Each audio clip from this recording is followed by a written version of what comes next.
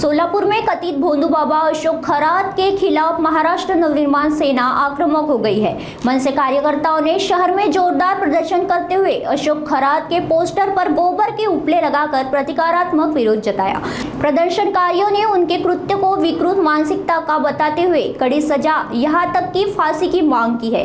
इस दौरान मनसे पदाधिकारी अभिषेक रमपुरे ने कहा कि ऐसे कृत्य समाज के लिए घातक है और प्रशासन को तुरंत सख्त कार्रवाई करनी चाहिए।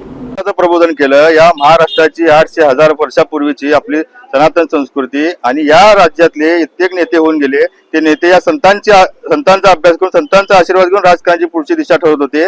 तर आज अशी शोकांतिका महाराष्ट्रावर आली आहे की कुठल्या तरी या बंधू बाबाच्या या सरक्या मनोवृत्तीच्या लोकांचं मार्गदर्शन घेऊन त्या लोकांची कुठली तर अघोरी विद्या घेऊन आज हे सत्ताधारी त्या पावलावर पाऊल ठेवून या महाराष्ट्र हाकत आहेत। असली आज परिस्थिती महाराष्ट्रावर आली आहे। त्यामुळे आज महाराष्ट्र नवनिर्माण सेनेकडून आम्ही आज ठाम मागणी करत आहोत की जर खरातला फाशी नाही झाली, त्या खरातला तर आज शेण खाऊ घातलेला आहे, पण याच्या पुढे जलदगती न्यायालयातून जर खरातला फाशी नाही झाली तर या सत्ताधाऱ्यांना सुद्धा शेण खाऊ घातल्याशिवाय आम्ही शांत बसणार नाही। ही महाराष्ट्र नवनिर्माण सेनेच्या जागराई मागणी आम्ही करत आहोत। ओके, चालेल।